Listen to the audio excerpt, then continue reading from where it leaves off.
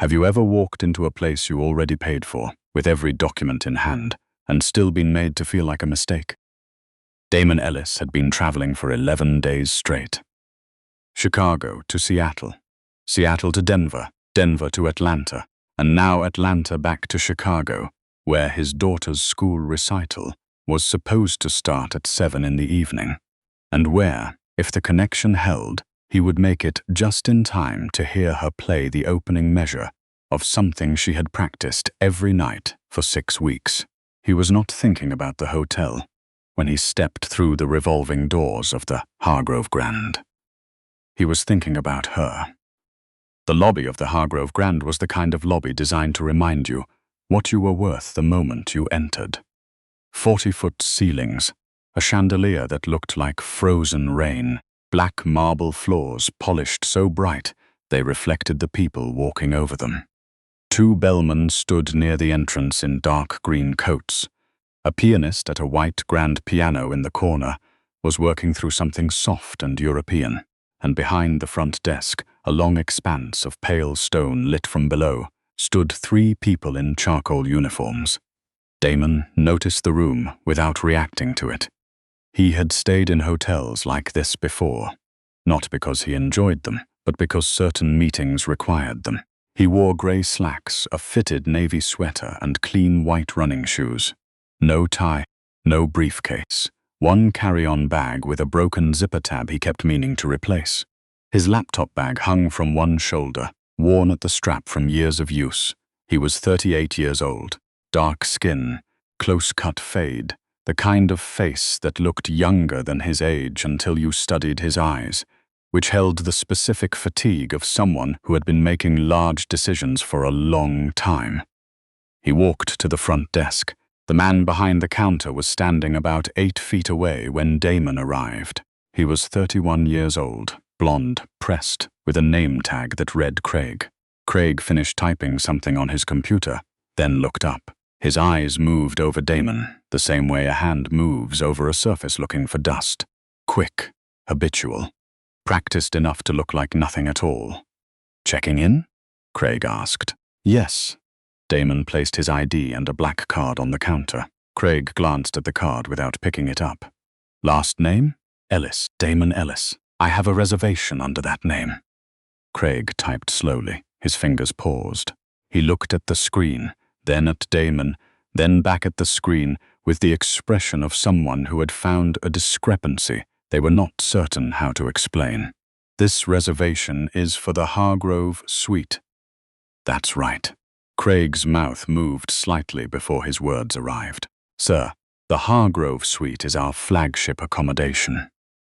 "The rate is?" "I'm aware of the rate," Damon said. The lobby was not loud, Damon's voice was not loud, but something in the space between them shifted the way a room shifts when a draft comes from an unexpected direction. Craig looked at the card again. This time he picked it up. He turned it over once, examined it with the careful attention of someone hoping the object would explain itself. "Could I see a credit card for incidentals?" Damon handed over a second card. Craig looked at it. His posture didn't change, but his eyes did. 2 micro-adjustments that were nothing by themselves and everything together. "I'll need to verify the reservation with my supervisor," Craig said. "Why?" The word landed flat and even, not aggressive, not loud, just precise enough to expose the gap between the reason Craig gave and the reason Craig had. Craig's mouth opened. "It's standard for our premium accommodations." "Is it?" Damon said.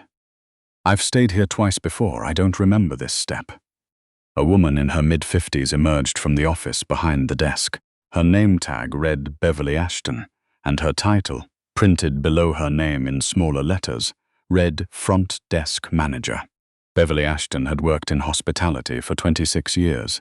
She had the kind of smile that arrived before her face fully decided to wear it. "Is everything okay out here?" she asked, directing the question at Craig. Craig answered first. "The guest has a reservation for the Hargrove Suite. I was just verifying." Beverly looked at Damon. Her smile held, but her eyes measured him the same way Craig's had. Faster, more experienced, but the same essential motion. "Mr. Ellis." Damon said. Damon Ellis. Beverly pulled up the reservation herself, a beat of silence, then another. I see the reservation, she said. However, I want to make sure our records are consistent. Are you a member of our Hargrove Select program? The reservation was made through corporate, Damon said. Of course. Could I ask the name of the company?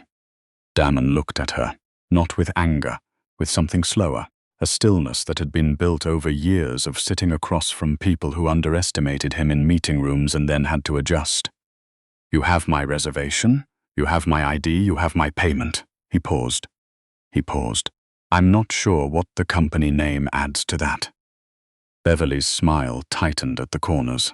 She was about to say something when the lobby doors opened again, and a man in his late 40s came through. White, broad, expensively casual in the way that only old money could manage, khakis and a blazer, a bag that cost more than most people's monthly rent. He walked to the second position at the front desk and waited approximately 4 seconds before Craig materialized in front of him. Welcome back, Mr. Falcone, Craig said. We have your usual suite ready. Damon heard it. Beverly heard it. A young woman arranging brochures near the concierge stand heard it and looked away. Damon turned back to Beverly. He said nothing. He didn't need to. Beverly's color changed, not dramatically. The way a shadow changes when a cloud moves, subtle enough that most people wouldn't track it, but present enough that the people paying attention couldn't miss it. Mr. Ellis, she began. I'd like my room, Damon said. Of course.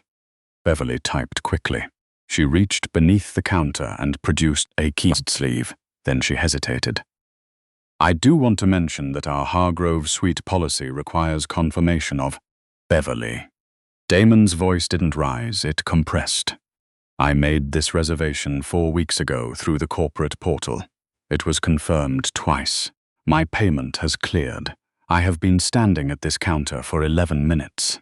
He looked at her directly. I would like my key. Somewhere behind him, a couple settling into armchairs by the fireplace had gone quiet. The pianist had not stopped playing, but one of the bellmen near the door was watching the desk with careful stillness. Beverly handed over the key card. 22nd floor, she said. The elevator is? I know where the elevator is, Damon said. He picked up his bag and walked. He did not look back. The suite was what it was supposed to be. Floor-to-ceiling windows facing the city. A skyline that looked like someone had pressed all the light from the day into a narrow strip at the horizon. A living area with furniture that had been chosen by someone who understood the difference between comfort and display. Damon dropped his bag near the door and sat on the edge of the bed with his phone in his hands. He had 3 missed calls from his VP of operations. A message from his legal team flagged urgent, and a photo his ex-wife had sent of their daughter, Amara, standing in a blue dress in front of the school auditorium, her violin case held in both hands, like something precious and breakable. He stared at that photo for a long time. Then he called Marcus Webb, 33, Chief of Staff at Ellis Capital, the company Damon had built from 2 employees and a sublet office to a firm managing over $4 billion in assets. I need you to pull the Hargrove contract, Damon said. A pause. Which one? The one we're finalizing next Thursday, the corporate partner rate agreement. 26 room blocks, quarterly executive retreats, the branded hospitality pilot. Another pause. Longer. Damon, that's a 2-year contract. We're 3 days from signature. I know what happened. Damon looked out the window at the city. Bring it to me in the morning. Don't sign anything. He ended the call. He did not yet say what he was going to do with it. He was not certain himself. He knew only what his father had told him once in the kitchen of a house in Southside Chicago, while they watched the evening news together. Son, the moment you let people treat your dignity like a favor they're granting you, they'll keep granting it smaller and smaller until there's nothing left. He set an alarm for 6:15 so he could make his daughter's recital. Downstairs, Beverly Ashton was not having a good evening either, though for different reasons. She had gone back to the reservation system after Damon walked away. She had pulled his profile. Full corporate account. 2 prior stays, impeccable record, no incidents. The reservation had been placed by Ellis Capital, listed in the system as a priority corporate partner. Her stomach had done something unpleasant. She had not discriminated. She had simply followed instinct. She told herself, premium accommodations required verification. It was standard. She had done it before. But had she done it with Mr. Falcone? Had she done it with the woman in the fur coat last Tuesday? Had Craig been dispatched to any of those guests to confirm? She already knew the answer. The knowing sat in her chest like something swallowed wrong. She closed the reservation screen and went back to her office. She did not sleep well that night. Damon made the recital by 4 minutes. He sat in the 3rd row, still in his navy sweater, and watched Amara play. She was 9 years old, and she played the opening piece with such seriousness that the woman next to Damon had pressed a hand to her own heart without realizing it. When Amara finished and searched the audience from the stage, she found her father's face immediately, and the seriousness collapsed into a grin, so wide it changed the entire room. He drove her home afterward, and they stopped for ice cream, even though it was a school night. She had chocolate. He had nothing. He just watched her eat and told her she had been extraordinary. And she told him he was biased. And he told her biased people could still be right. And she laughed with her whole body the way children do before the world teaches them to be careful about joy. He went back to the hotel at 11. The next morning arrived, grey and cold. Damon was in the lobby at 8:45, with his laptop bag and his coffee, and a quiet that people who knew him recognized as a particular kind of preparation. He sat in the lobby seating area near the window and opened his laptop. At 9 o'clock, Marcus Webb arrived with a printed copy of the Hargrove contract in a manila envelope, which he placed on the coffee table between them without speaking. Marcus had worked for Damon for 4 years. He knew when conversation was needed and when it wasn't. At 9:12, Beverly Ashton crossed the lobby on her way to the front desk and saw Damon Ellis seated near the window. She stopped. Her face ran through several expressions, none of them convenient. She walked to him. "Mr. Ellis," she said. Damon looked up from his screen. "I wanted to apologize," Beverly said. "For last night, the process was..." She stopped. Started again. "What Craig and I put you through was not appropriate. Your reservation was fully confirmed and we should have processed it immediately." Damon studied her. The apology was real enough. It cost her something to say it. He could see that. But an apology issued before the person apologizing understands the full weight of what happened is still a limited document. "Sit down," he said. Beverly hesitated, then sat. Marcus watched from across the coffee table with the expression of someone witnessing something important that he had not been briefed on. Damon set down his coffee. "You asked me 4 questions before you were willing to give me a room I had reserved and paid for. You did not ask any of them to the man who arrived after me." Beverly opened her mouth. "I'm not finished," Damon said, gently. "Firmly, I've stayed here twice before under the same account. There were no verification requirements then. The requirements appeared last night, when I walked in wearing a sweater and running shoes, and you made a calculation about who I was before you looked at the screen." He paused. "You know that's what happened. I think that's why you came over here." Beverly's hands were folded in her lap. She did not argue. "The problem," Damon continued, "is not that one manager made a mistake. The problem is that this is a trained behavior. Craig learned it somewhere. You refined it somewhere. And every guest who looks like me and doesn't push back goes home and doesn't say anything. And so the behavior never sees itself." Beverly's eyes were steady, but her composure was working hard. "What can I do to make this right?" Damon looked at the contract on the table. Beverly followed his eyes. She didn't know what it was. She would understand shortly. "Ellis Capital has been in conversation with Hargrove Group for 11 months, Damon said. corporate partnership, 26 room blocks per quarter, executive retreat packages, a pilot program for branded hospitality services targeting high net worth clients of color. He paused. The contract is scheduled to close Thursday. Beverly Ashton was a 26-year veteran of the hotel industry. She recognized the specific silence that came before a large number was about to change direction. "I haven't decided yet whether to close it," Damon said. Beverly said nothing. There was nothing to say. "What I'd like," Damon said, "is for you to bring me your general manager." Beverly looked at him. "Mr. Osei is not usually available without Beverly."